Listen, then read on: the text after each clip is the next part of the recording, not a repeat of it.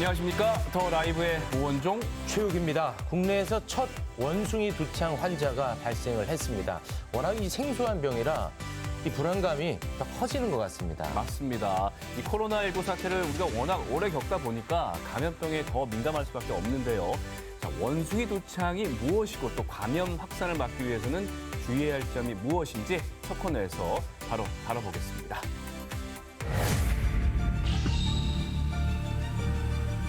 내국인 1명이 최종 양성으로 확인되었습니다.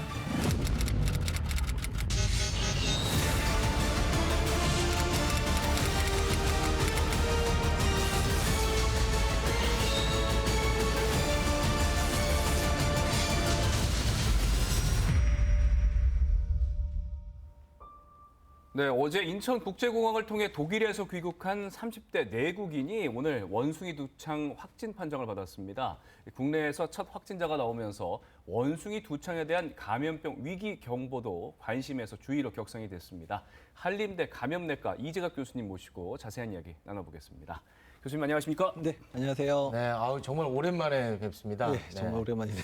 저희가 항상 힘들 때마다 저희가 모시는데 원숭이 두창 국내 첫 확진자가 나왔다고요? 네, 일단 이제 한국 분이시고 네. 독일에서 거주하다가 들어왔는데 일단 들어오는 가정 중에 독일에서 같이 살던 분이 이제 원숭이두창 의심된다는 얘기를 들었다고 합니다. 근데 이제 본인은 이제 원숭이두창에 생각을 안 했는데 본인도 좀 열이 좀 났었었고 피부에 발진이 나고 있었어서 나도 원숭이두창일 가능성이 높겠다 해서 공항에 들어오자마자 이제 공항 검역소에 본인 스스로 자발적으로 신고를 했고요. 그래서 이제 방역 당국에 연락이 돼서 현재 인천의료원에서 이제 어제 밤에 이제 입원해서 했고 오늘 새벽 내내 이제 검사하고 오늘 이제 질병관리청에서 PCR 확인해서 이제 네, 확진됐다. 확진됐다. 이렇게 통보를 받은 겁니다. 네. 그러니까 교수님 말씀하신 것처럼 이번 확진자가 지금 두통, 피부 발진 이런 증상들이 나오고 있잖아요. 네, 예. 원숭이 두창에 걸리면 이런 증상 외에 또 다른 증상도 나옵니까? 그러니까 이제 원숭이두창이 이제 잠복기가 한 5일에서 3주 정도 예. 되고요. 그다음 초기 증상은 이제 일반적인 뭐 독감 비슷하게 열나고 그냥 뭐 목이 좀 아픈다든지 이 정도 증상인데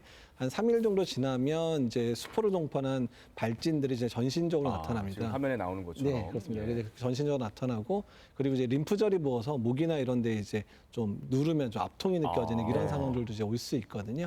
그래서 보통 이 발진이 완전히 없어지는데 거의 4주 정도 걸린다 그러고요. 그 중에 일부 좀 심각한 감염이 된 분들은 이제 사망할 수도 있다. 이제 이렇게 이야기가 나오고 있습니다. 네. 사진 보니까 갑자기 또 겁이 나는데요. 네. 이게 감염병이다 보니까 이게 어떻게 감염이 되는지 네. 이게 가장 또 중요한 포인트 아니겠습니까? 예, 일단 이제 코로나하고 자꾸 비교를 많이 하시는데 네. 이제 코로나는 전형적으로 호흡기 감염병이죠. 네. 근데 이제 원숭이 두창은 일단 접촉에 의한 감염으로 보시면 됩니다. 네. 그래서 이제 일단 감염된 사람의 피부하고 내 피부가 닿든지 또는 점막이 닿든지 하게 되면 네. 이제 그쪽으로 이제 전파가 된다고 돼 있고요. 근데 아주 극히 일부에서는 그러니까 아주 가족 간의 접촉처럼 가깝게 접촉했는데 피부 접촉 없이도 감염자가 발생한 적이 있어서 일부는 호흡기로도 전파된다라고 돼 있지만 어쨌든 주된 경로는 일단은 이제 접촉에 의한 거다라고 생각하시면 될 것 같습니다. 그러니까 주된 경로가 접촉에 의한 네. 거니까 좀 조심하면 될 것 같은데, 근데 문제는 네. 이게 잠복기가 말씀하신 것처럼 한 3주 가까이 된다면서요. 네, 그 그렇습니다. 사이가 또 문제 아니겠습니까? 네, 그렇죠. 이제 외국에서 이제 접촉을 하고 예. 본인이 발병하기 전에 국내에 들어오게 되면 그렇죠. 일단 본인이 증상을 발현됐는데도 잘 모르고 지나간다든지 또 이제 생소한 형태다 보니까 일단은 이제 그냥 일반적인 이제 진료를 받다가 이제 뭐 의료진하고도 접촉이 생길 수도 있고 네, 이런데 예. WHO가 최근에 경고한 부분이 뭐냐면 이제 우리나라 같은 경우는 이제 공항에서 이제 확실하게 이제 확인이 됐지만 대부분의 국가가 누구한테 감염된지 모르는 또 외국 여행이 없는 사람에서 처음 발견된 그 사람들이 꽤 있었습니다. 그만큼 네. 이제 본인이 모르고 들어와서 이미 남한테 전파시킨 상황 이후에 이제 확인된 적이 있어서 이제 이런 부분들은 국내에서 이제 이것들을 이제 잡아내기 상당히 좀 어려운 그런 질병이다 생각이 들 수 있는 거죠. 네, 원숭이 두창이 지금 전 세계적으로 확산세가 심각한 수준입니까? 그러니까 이제 코로나로 생각하면 그 아주 많은 건 아닌데요. 네. 근데 지금 한 40여 개국에서 3천여 명 정도 발생을 했고 네. 사망자는 뭐 현재까지 1명 정도 사망을 했긴 했습니다. 그래서 네. 일단 이제 전파 수준 정도가 이제 많지는 않은 거고 예. 그래서 그러니까 코로나하고 비교하기에는 뭐 코로나는 한 달 사이에 뭐 벌써 몇만 그렇죠. 명, 뭐 10만 명 이렇게 발생을 할 수도 있기 때문에 전파 네. 속도나 이런 면에서는 코로나하고는 비교할 수도 없는 정도로 보시면 됩니다. 속도는 걱정할 게 아닌데 하지만 감염병이니까 이제 치명률도 걱정이잖아요. 네. 이 치명률은 어느 정도 됩니까? 이제 WHO에서 공식적으로 얘기하는 3에서 6%예요. 엄청 높은 거 아니에요? 예, 높죠. 근데 이게 아프리카의 데이터인데요. 근데 네. 이제 아프리카 내에서도 서아프리카 지역에서 유행하는 이제 원숭이 두창은 한 1% 내외, 중앙아프리카 내에서 유행하는 건 10% 정도로 이제 매우 심각한 정도인데, 다만 이번에 이제 유럽이나 미국에서 주로 발생을 했는데 현재 아까 잠깐 언급이 됐지만 한 3,000여 명 발생했는데 딱 한 명 사망했어요. 네. 그러니까 이제 아프리카 자체가 의료적으로 이제 좀 낙후돼 있기도 하고 진단도 늦어지고 이런 과정들 때문에 사망률이 좀 높게 측정되는 거고요. 그러니까 이제 유럽이나 미국 같은 데 치료를 잘하게 되면 사망률이 그렇게 높지는 않겠다 정도로 좀 생각을 하고 있습니다. 코로나 비교해서 좀 걱정할 수준까지는 아니다라고 보면 되나요? 그래서 이제 코로나와 비교하기에는 그래도 이제 아프리카 통계로 보면 상당히 높죠. 네. 근데 네. 다만 이제 유럽이나 미국 현재 발생 상황을 보게 되면 치료만 잘하면 그렇게 위험하진 않겠다. 네. 그리고 유럽이나 미국이나 이런 데는 이제 치료제도 실제로 보유하고 있는 부분들이 있기 때문에 네. 치료가 좀 잘 되고 있다 보시면 될 것 같습니다. 근데 뭐 지금 이제 곧 있으면 휴가철이고 네. 그리고 이제 코로나 때문에 그동안에 해외 못 나가신 분들 예, 예. 준비하는 경우가 많은 것 같더라고요. 네. 오원정 씨도 준비하는 것 같은데. 예, 예. 그래서 개인적인 얘기인데. 아니 왜냐하면 이게 좀 위험할 수 있으니까 그러다 보니까 이제 백신을 떠올리는 경우가 있는 것 같습니다. 백신 어떻게 맞아야 되는 겁니까? 그러니까 일단 현재는 이제 국민들에게 일반적으로 전반적으로 다 맞히지는 않고 어느 국가도 지금 그렇게 생각은 안 하고 있고요. 네. 일단 현재 백신 자체가 이제 원숭이 두창에 노출된 사람들한테 조기에 맞추면 예방 효과가 있을 수 있다고 돼 있습니다.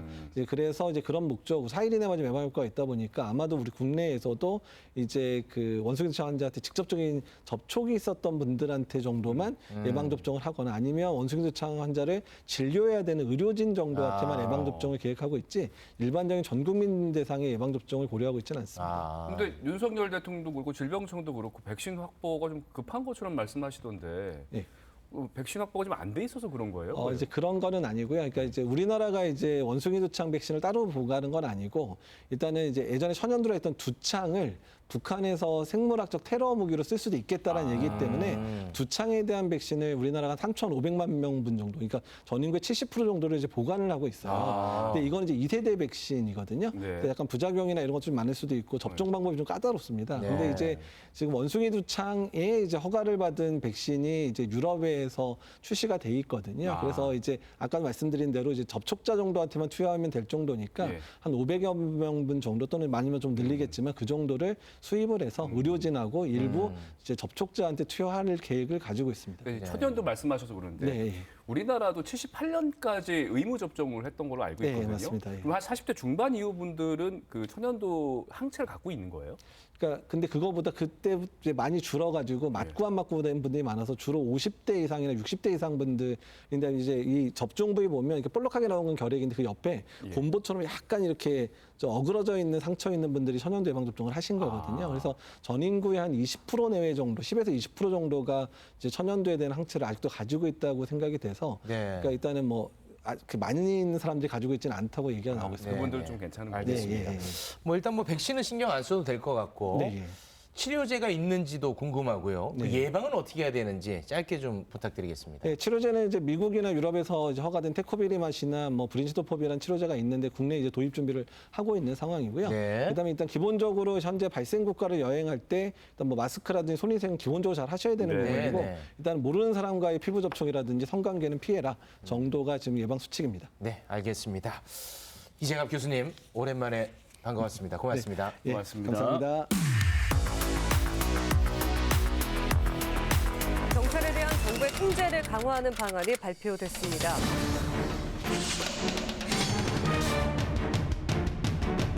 경찰로 둘러싼 권한과 책임이 많아졌기 때문에 민주적인 관리 운영이 필요하다는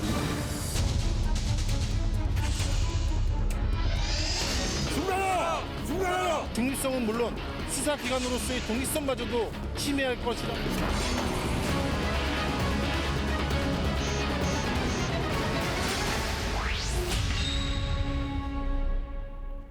네, 어제 행정안전부 경찰제도 개선 자문위원회가 31년 만에 경찰국 부활을 권고했다는 소식 전해드렸었는데요. 거기다가 정부가 또 경찰 고위직 인사를 발표했다가 번복하는 일까지 벌어졌는데 이게 정부의 경찰 길들이기가 시작된 게 아니냐 이런 의혹까지 제기되면서 논란이 커지고 있는 상황입니다. 그래서 이제 경찰 출신이시죠. 국민의힘 권은희 의원과 자세한 이야기 나눠보도록 하겠습니다. 의원님 안녕하십니까? 네, 안녕하십니까. 네, 오랜만에 뵙겠습니다. 네, 오랜만입니다. 의원님은 더 라이브 출연했을 때 네. 가장 빛난다는 거 참고로 말씀드립니다. 감사합니다. 그냥 하는 말은 아닙니다. 네. 자, 오늘 이제 준비한 이야기를 좀 해볼 네. 텐데요. 우리 의원님은 뭐 본의 아니긴 합니다만 지금 여당 의원 아니겠습니까? 네. 그래서 이 건에 대해서 말씀하시기가 굉장히 조심스러울 것 같은데 행안부 경찰국 신설에 대해서 왜 이렇게까지 반대하시는 겁니까?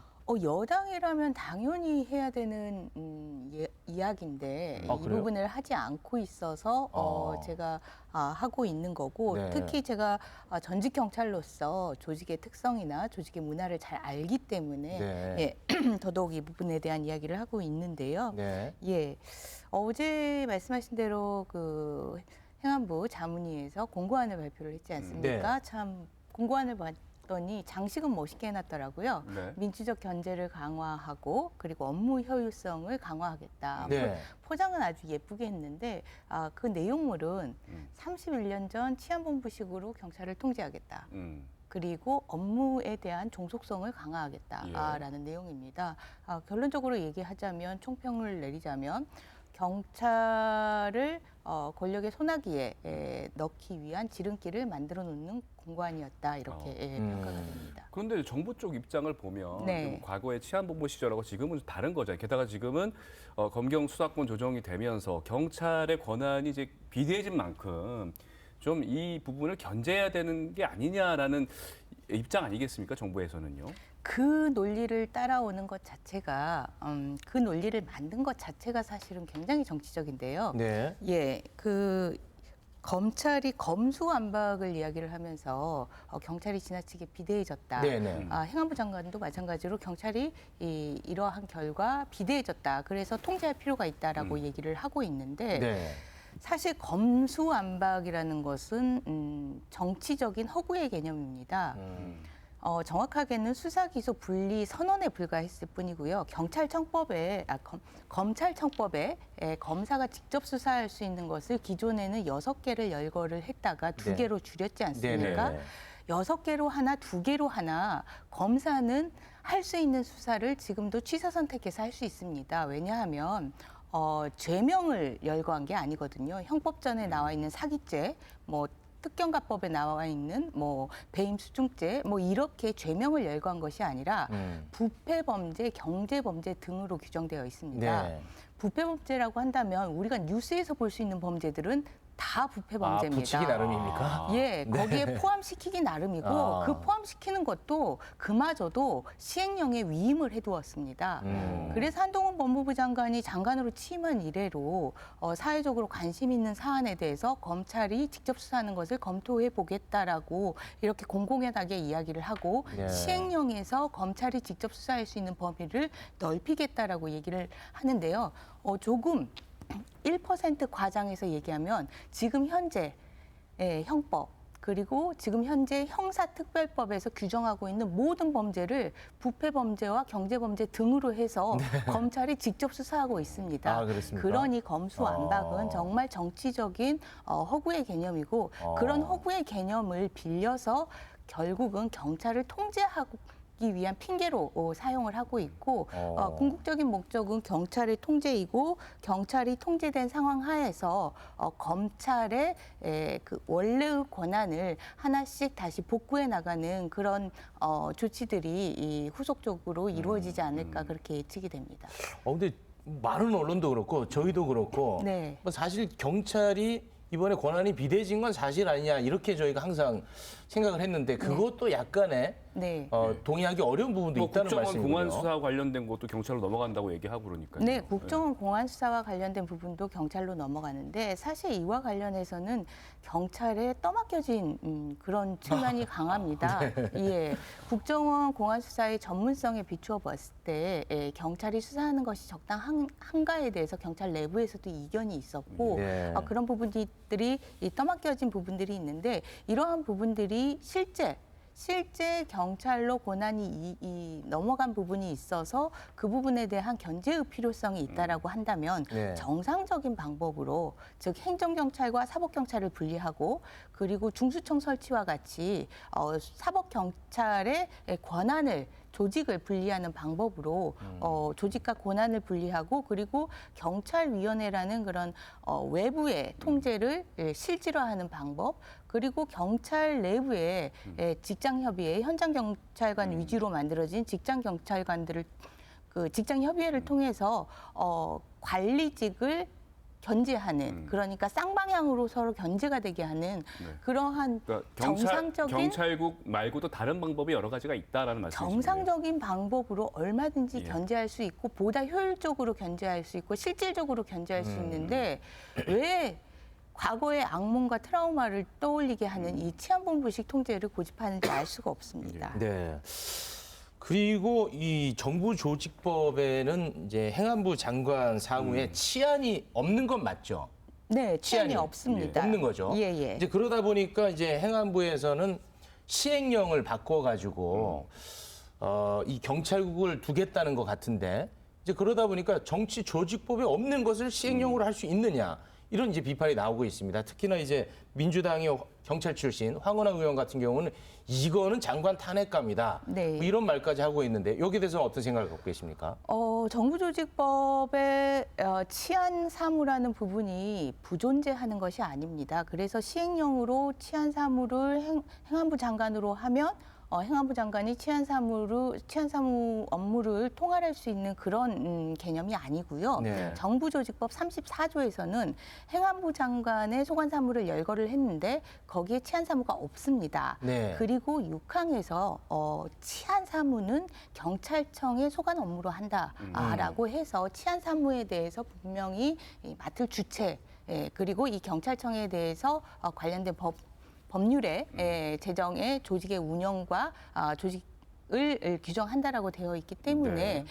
시행령으로 이 치안 사무를 행정안전부가 가져오고 그리고 경찰에 대해서 광범위한 개입을 한다라고 한다면 네. 정부 조직법 위반이고 그리고 경찰청법 경찰청법에서는 이러한 그 지금 행안부 공고안에서 시도하려고 하는 경찰의 주요 정책, 인사, 예산, 그 징계 이러한 네. 권한들을 경찰위원회의 권한으로 경찰청법에서 규정을 하고 있습니다. 그런데 그 규정에 반해서 또 시행령 개정을 한다라면 그거는 안 된다는 입장이신 거죠? 정부조직법과 경찰청법 위반이기 때문에 이러한 부분들을 실제로 행동으로 옮긴다라면 위법적인 그런 권한 행사로 탄핵 소추의 사유가 됩니다. 근데 그 행안부 장관 그 판사 출신 아닙니까? 네. 법 잘하실 텐데 설마 이런 것도 모르고 이걸 하겠습니까? 행안부 장관은 7조 1항을 그 근거 규정으로 두고 있습니다. 7조 1항? 아, 왜 이렇게 어려워요? 7조 이런 예. 것도 뭐예요? 뭐라고 돼 있나요? 네. 7조 1항은 일반적인 모든 행정각부의 장에 해당하는 일반 규정이고요.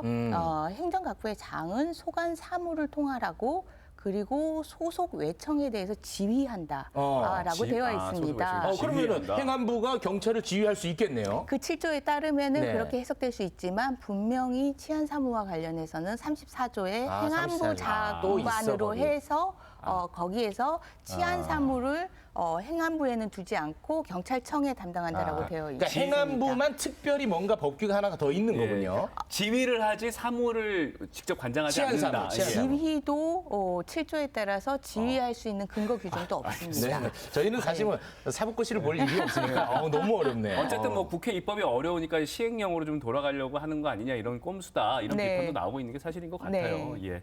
자 어제 정부가 경찰 고위직인 치안감에 대한 보직 인사를 단행을 했는데 네. 근데 2시간 만에 7명의 네. 인사 내용을 수정을 해서 다시 발표했습니다.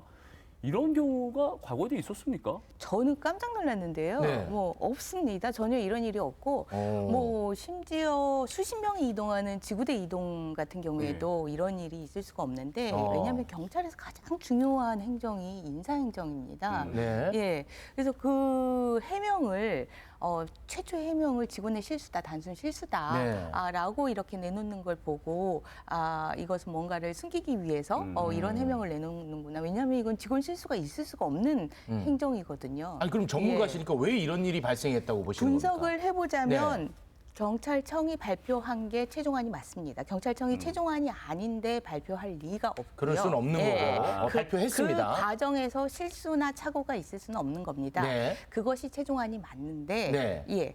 다시 전달된 거는 또 행안부에서 최종안이라고 하는 겁니다. 결국은 번복이 된 것이라고 분석이 되고요. 왜 번복됐을까요? 번복되는 부분에서 경찰 인사에서 가장 쉬운 답은 그 중에 한두 명을 위치 이동을 시키고 싶은 겁니다.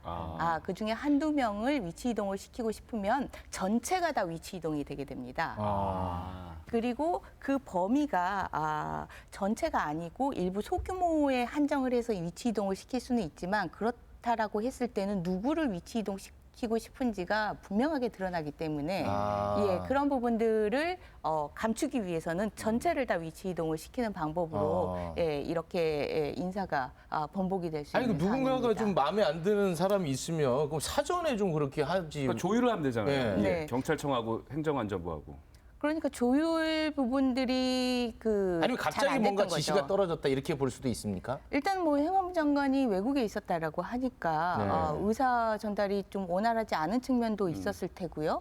그리고 뭐 그 내부의 추천에 대해서 외부의 작용이 근거 없는 것일 수 있을 그렇게 때 추정이 된다. 알겠습니다. 그런, 어쨌든 이런 논란들이 계속 확산이 되니까 정부가 경찰 길들이기 하는 거 아니냐라는 좀 그 의심들을 많이 사고 있는 것 같아요. 어떻게 생각하십니까?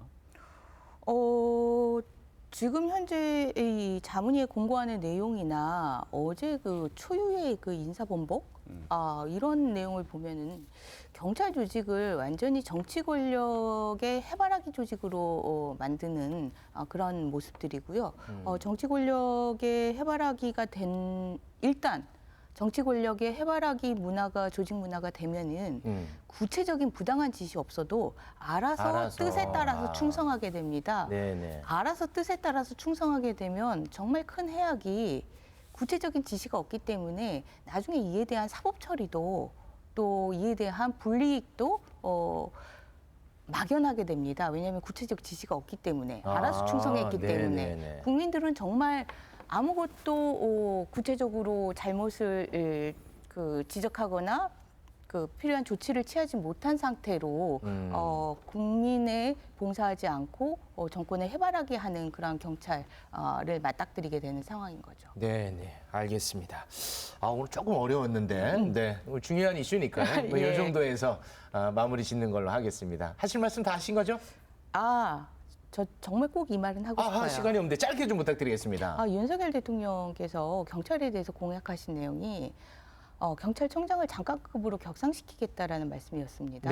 이거는 경찰의 독립성을 더 강화시키겠다라는 내용인데 지금 그 공고하는 내용에 따르면 경찰청장은 뭐 장관급 격상은 말할 필요도 없이 행안부 장관의 부하로서 경찰국장으로 아주 격화가 돼 버렸습니다. 뒤통수를 아주 세게 맞았다라고 생각하는 경찰 내부의 분노가 아주 뜨겁습니다. 알겠습니다. 참고로 여당 의원입니다. 권은희 의원님 고맙습니다. 고맙습니다.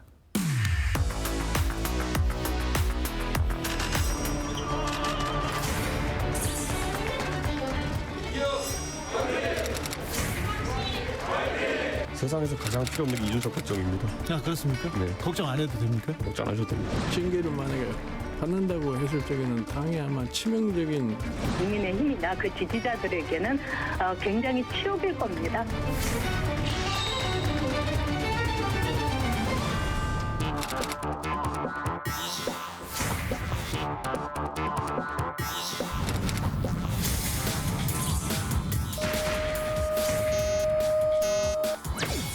안 돼! 지금 뭐 하는 겁니까? 당장 폭탄이 터지게 생겼는데.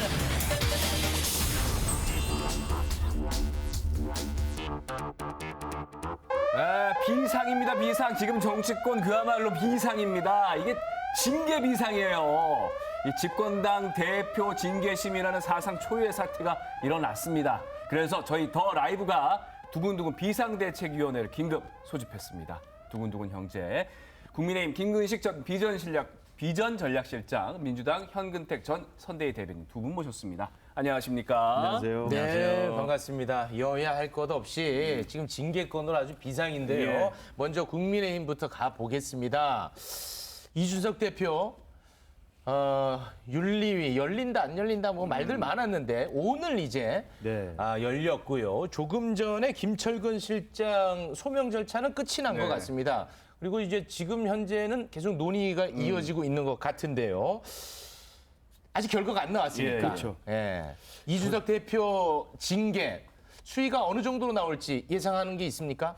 글쎄요, 이제 뭐 아직 그 결론이 안 난 상황에서 제가 지금 미리 말씀드리면 애단하기 어렵겠지만 네. 그냥 배팅을 해보면 그 오늘 중으로는 뭐 이렇다는 결론을 내지는 못할 겁니다. 그러니까 오늘 징계를 위한 윤리위원회가 소위가 소집된 것은 그 상정된 징계안에 대해서 회의를 개시하는 절차거든요. 그러니까 첫 회의를 개시해서 관련된 자료나 자료를 보고 또 소명 절차를 들어보고 원래 윤리가 이렇게 길게 열려요? 아니 그렇지도 않고 그냥 끝날 수도 있는데 이 사안은 지금 주장하는 바가 서로 엇갈리고 네. 그다음에 또 수사가 진행 중인 사안인 것도 네네. 있고 그래서 그다음에 또 정치적 후폭풍이 상당히 큰 그렇죠. 사안이기 때문에 제 그냥 예측으로는 오늘 논의를 좀 시작하는 정도의 의미가 있지 오늘 밤중으로 특히 도라이브가 끝나기 전까지 나오진 않을 어떤 거다. 결론이 나와서 징계가 있는지 없는지 징계 수위가 무엇인지 나오는 것은 굉장히 어려울 거라고 교수님, 봅니다. 예. 당을 위해서는 빨리 매듭져야 되는 거 아닙니까? 저도 그렇게 바라고 싶습니다. 네. 빨리 속전속결로 가부간에 네. 징계를 할 건지 말 건지, 징계 사유가 되는지 안 되는지, 네. 된다면 어떻게 결정할 건지를 빨리 결정을 해줘야 네. 당의 좀 분란이 좀 줄어들 것 같습니다. 그럼 본인이 그 윤리위원장이면 어떻게 할 거예요? 결론. 회부는 저는 잘 안 할 것 같아요. 회부 자체는 안 한다. 예. 그럼 회부했다는 건 징계로 갈 가능성이 있다는 거네요, 그러면? 그건 모르겠습니다. 그건. 예. 아, 그래요? 네. 말이 좀 이해 못하겠죠, 잘.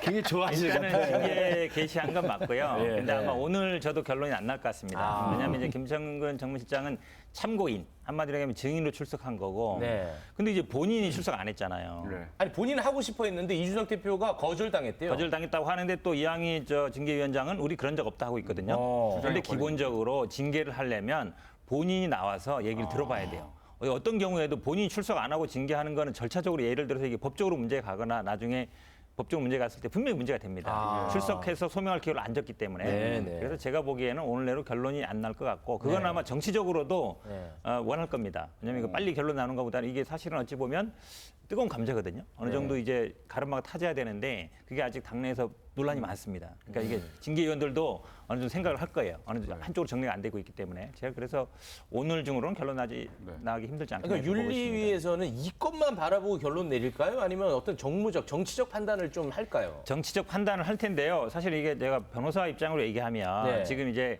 그 투자각서를 받아주고 허위로 진술서를 받았다. 이게 결국 증거인멸 교사 아니냐. 네. 이게 중요한 거잖아요. 네, 법적으로는. 맞습니다. 그거와 관련된 그다음에 품위주의 위반이기 때문에 그게 안건이죠. 그게 안건인데 네. 이게 법적으로는 증거인멸 교사가 안 될 가능성이 많아요. 왜 그러냐면 증거인멸이나 은닉, 위조, 변조인데 위조라가 이게 위조 여부냐 문제인데 그 김모 대표가 본인이 안 쓴 걸 다른 사람이 그 진술서 써서 냈다. 그럼 위조가 돼요. 근데 본인이 쓴 거거든요. 이게 위조가 안 돼요. 위조가 아니에요, 기본적으로. 아니고 교사가 되려면 시켰다라는 거를 인정해야 되는데 이준석 대표도 난 시킨 적 없다. 김철구 정무수석도 나는 지시받은 적 없다. 네, 이거 내일이다. 그렇죠. 내가 알아서 한 거다. 네네. 이렇기 때문에 증거인멸도 안 되고 교사도 안 될 가능성이 높아서 법적으로는 쉽지 않을 것이다. 그렇지. 그래서 제가 보기에는 이준석 대표가 계속 경찰 조사 끝나고 하자라는 얘기가 약간 믿는 구석이 있는 것 같아요. 이해가 잘 안 되죠. 어떻게 뭐 법적으로 설명해 주니까 법적으로는 안 된다. 정치적으로는 이 사건이 좀 질질 끌어서 어떻게든 타격이 있었으면 좋겠지만 우리 또 현 변호사님이 그래도 법조인의 양심이 있기 때문에 네. 별 문제는 없을 거라고 지금 분석을 일단 해주셨는데 저도 법조인은 아니지만 간단하게 생각해보면 그래요. 저도 이제 학교에 몸담고 있고 그다음에 조국 전 장관도 보면 지금 서울대에서 지금 계속 교수직을 유지하는 게 징계를 아직 못 내리고 있어서 그렇거든요. 네. 그러니까 징계 사유라는 것은 통상적으로 사법적인 절차, 사법적인 법 위반이 있으면은 사법 처리가 끝난 다음에 하는 겁니다. 우리 학교에서 교수가 음주운전을 해도요, 음주운전 걸려가지고 그게 처벌이 끝난 다음에 그 상황이 되어야 징계를 할 수 있는 거고요. 네. 또 하나 이제 당에 제가 그 징계와 관련된 윤리위원회 그 규정을 보니까 품위 위반 같은 걸 할 수가 있어요. 그다음에 우리 당협 차원에서도 당원들을 징계를 할 수 있는데 그때는 뭐냐면 명백하게 당의 품위를 훼손하는 공개적인 장소에서 공개적인 행동을 해서 큰 무리를 일으킬 때 그래요. 근데 뭐 큰 행사장에서 당대표 멱살을 잡는다든지 과거에 열린우리당 시절에 난닝구 사건 있잖아요. 그런 식으로 뭐 끄집어낸다든지 누가 봐도 뭐 당을 창피하게 한 거. 저런 넘어가고. 아니 생각나는 게 그거니까요. 네, 알겠습니다. 어쨌든 지금 김근식 교수님은 아니 김근식 교수님 예전에는요. 예. 아니 조국 장관이 민주당에서 그랬거든요. 아니 판결 안 끝났으니까 징계 안 하는 거다 이랬더니 뭐라 그랬어요. 저 그거 가지고 알겠어요. 저희가 이제 밝히는 스스로 사표를 내라는 이야기죠. 요걸로 싸울 시간이 없습니다. 예. 그 뭐 김부식 교수님 같은 경우 이 대표 징계 부분에 대해서 좀 회의적으로 말씀하시는데, 근데 이 징계를 두고 여권 내에서도 입장이 참 엇갈리더라고요. 그 엇갈린 입장을 좀 보고 더 이야기 나눠보겠습니다. 대표가 실질적으로 뭐 징계를 만약에 받는다고 했을 적에는 당에 아마 치명적인 결과가 나올 거라면 다음 총선이 기약할 수가 없어요. 지금 벌써 이게 몇 개월째입니까? 국민의힘이나 그 지지자들에게는 굉장히 치욕일 겁니다. 제가 보기에는 당원권 정지 수준에서 나와야지 합당하지 않을까 이런 생각합니다. 네, 여권 인사들 사이에서도 이 건에 대해서 너무 견해가 달라요. 너무 분명하고 그러다 보니까 어떤 징계가 나오더라도 이거는 굉장히 시끄러울 것이다. 그러니까 이 사건은 저는 두 개의 이제 계산이 좀 같이 결합돼서 헷갈린다고 봐요. 하나는 저는 이항희 윤리위원장 같은 경우는 아주 그 올고지 교수시고 이 부분에 대해서 이제 이 사건이 문제가 있을 수 있다고 판단했을 때 회부를 한 거잖아요. 그러니까 이 자체에 대해서 참고인도 불러 들어보고 본인도 들어보고 또 우리 현 변호사 말한 것처럼 법적으로 문제가 있는지 따져볼 겁니다. 그 자체 사안에 대한 기술적인 이야기들을 판명할 수가 있어요. 그러나 이것은 아직 수사가 끝나지 않았고 서로 엇갈리는 진술이 있기 때문에 판단하기 쉽지 않다. 근데 그 자체로 끝낼 수는 있겠죠. 근데 또 하나는 지금 나오는 것처럼 이 부분에 대한 물 밑에서 당 밑에서의 이준석 대표에 대한 찬반에 대한 정치적 갈등이 있는 거죠. 그것과 그건 좀 별개인데. 그걸 여쭤보려고 그랬는데 하나만 짧게 여쭤볼게요. 길게 하면 이따 민주당 못합니다. 손해예요. 그 이준석 대표도 스스로 나를 흔드는 거다 이렇게 지금 표현하고 있지 않습니까? 이준석 대표를 당내에서 싫어하는 세력들이 있다면 왜 이렇게 이준석 대표를 싫어하는 거예요? 몇 가지 요인이 있죠. 하나는 이준석 당대표가 젊은 영선 대표가 됨으로써 당의 활력을 불어넣고 외연을 확대했다는 긍정적 평가도 있지만 애초부터 반대했던 분들도 있습니다. 당내에는 상당히 적지 않은 부분들이. 그러니까 전효 전 의원 같은 경우도 일정 정도 그런 성향을 가지신 분들이죠. 그다음에 이 사건에 처음 그 시초를 제기했던 게 가로세로 연구소라는 데 아닙니까? 거기도 알고 계시지만 상당히 좀 성향 자체가 반 이준석 성향을 가지고 있습니다.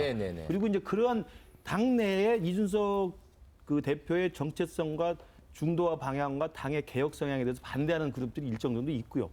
당원들 내에. 또 하나는 이제 지난 대선 과정에서 윤 대통령 후보와 이준석 대표의 갈등이 있었잖아요. 이 갈등에서 윤 대통령을 지지하는 열성 지지자들은 이준석 대표 싫은 거예요. 거기서 짜증이 난 거예요. 그 두 가지가 있습니다. 너무 말 길게 하시는 것 같은데요. 제가 간단히 얘기해 드릴게요. 지난번에도 짧게 하세요. 민주당 얘기해야 되니까요. 못하게 하려고.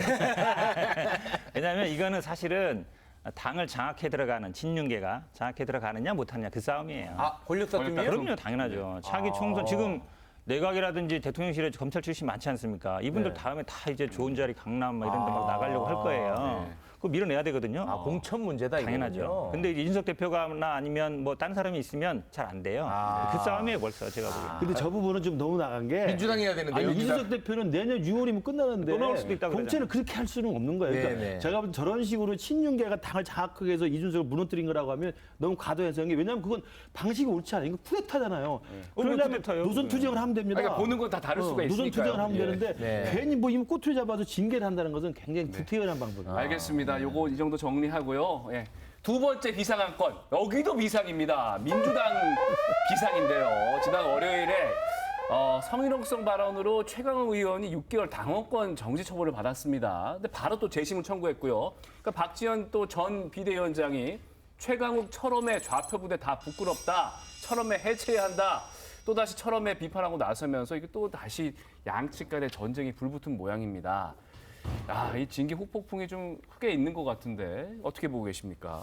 저는 최강욱 의원이 좀 자중해야 한다고 생각을 합니다. 뭐 저 상대당 이야기니까 제가 내부적인 이야기를 말씀드릴 수 없습니다만 지금도 끝까지 그런 말 한 적이 없다. 그러니까 재심 청구한다. 그리고 거기에 같은 이제 철험회 소속 의원들도 좀 동조하는 분위기잖아요.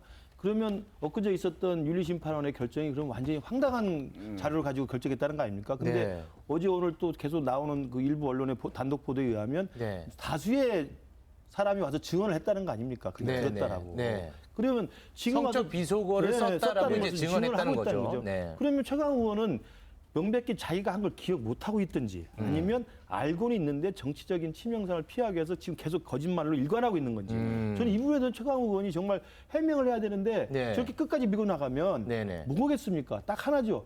아까 그 박지원 위원장이 말한 것처럼 자기를 지지하는 강성 지지층 그 팬덤을 믿고 그냥 버티는 거라요. 제가 볼 때는.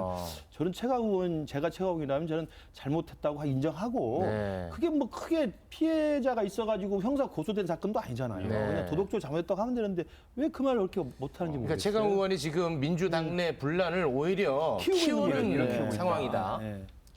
저는 이제 아마 집권 여당 대표의 징계권은 뭐 핵폭탄급이고 저희 거는 아마 그냥 수리탄 하나급밖에 안 된다. 170명 중에 한 명이니까 보는데 사실은 이제 뭐 재심 청구하는 본인의 권리입니다. 권리이기 때문에 하라 하지 마라 할 수가 없어요. 우리가 뭐 굉장히 중범죄 살인죄를 지어도 3번 재판 받거든요. 그건 이유가 있는 겁니다. 기본적으로 한 번 재판을 받아보는 거기 때문에 재심한 거에 대해서 하지 말아라. 이렇게 얘기하는 건 좀 과한 것 같고 결국은 이제 사실관계 인정 여부나 뭐 징계 양형 부분이나 이건 다툼이 있는 거거든요. 본인 인정 안 하는 거 아닙니까? 그럼 당연히 그 권리를 주는 거죠. 그리고 그거에 대해서 물론 이제 징계를 지금 어찌 보면 저희는 좀 다릅니다. 그러니까 국민의힘 같은 경우에는 징계위에서 결정한 거고 저희들은 징계위가 아니라 박지원 비대위원장이 어찌 보면 이렇게 직권상정 비슷하게 한 거거든요. 그러니까 약간 거기에 다툼은 있는데 그 부분도 저는 좀 다툼이 있어요. 그러니까 왜냐하면 그냥 징계위에서 기본적으로 열어서 결정하고 그다음에 이제 최고위에서 그거를 인준하는 방식으로 가는 게 맞는데 안 되니까 이제 어찌 보면 직권상정 비슷한 거거든요.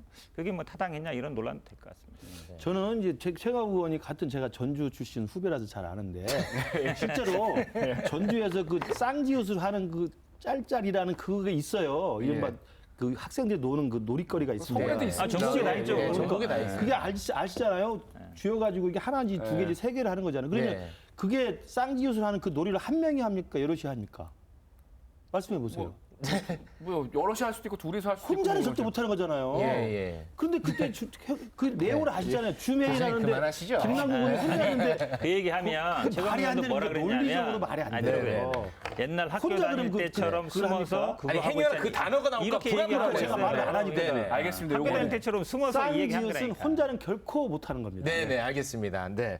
아우 막 불안불안해가지고 전당대 얘기하고 마무리 짓죠. 오늘 그 민주당 재선의원 34명이 선거 패배에 책임 있는 분들 전대 불출마해야 된다 이렇게 발표를 했다고 하는데 언론에서는 이거 이재명 의원 출마를 막기 위한 사실상 막기 위한 것이다 이런 이제 분석들을 내놓고 있는데 그거 하나랑 아니 그럼 선거 패배에 책임이 없는 사람은 그 민주당 내에 어떤 사람들인 건지 이 두 개가 좀 궁금합니다. 제가 하고 싶은 말을 미리 해주셨어요. 사실은 이제 당연히 이재명 의원 나오지 말아라 이 얘기 하는 거죠. 직접 지명하지 않았지만. 근데 선거 패배에 책임 있는 분들 사실은 이제 본인들은 아니라는 거잖아요. 재선 의원들은. 근데 지난번 선거는요. 본부장급을 다 재선급들이 맡았어요. 중요한 역할들을. 그러면 사실 이렇게 얘기하면 본인들도 안 나오면 안 돼요. 근데 지금 그러니까 선거를 누구 나와라 나오지 마라 할 거 없어요. 나오고 싶은 사람 다 나와가지고 거기서 이기는 사람이 그냥 대장하면 돼요. 근데 자꾸 누구 보러 나오지 마라 나오지 마라. 지난 선거 패배에서 다 자유로울 수 없다. 비대위원으로 한마디만 하면 짧게 전당대 하지 마세요. 그냥 비대위로 가세요. 비대위로 가요? 비대위로 가면 비대위로 가요. 아니 서로 나오라 경쟁해야 되는데 나오지 말라 경쟁하고 국민의힘이 이제 비대위를 많이 해봐가지고 비대를 많이 하면 더 좋아진다. 경험상 해야만 거듭날 수 있습니다. 알겠습니다. 네. 시간 관계에서 여기서 빨리 마무리 짓겠습니다. 두 분 대단히 고맙습니다. 맞습니다. 네, 오늘 저희가 준비한 소식은 여기까지입니다. 하나를 한번 보내십시오. 오늘도 내일도 더 라이브.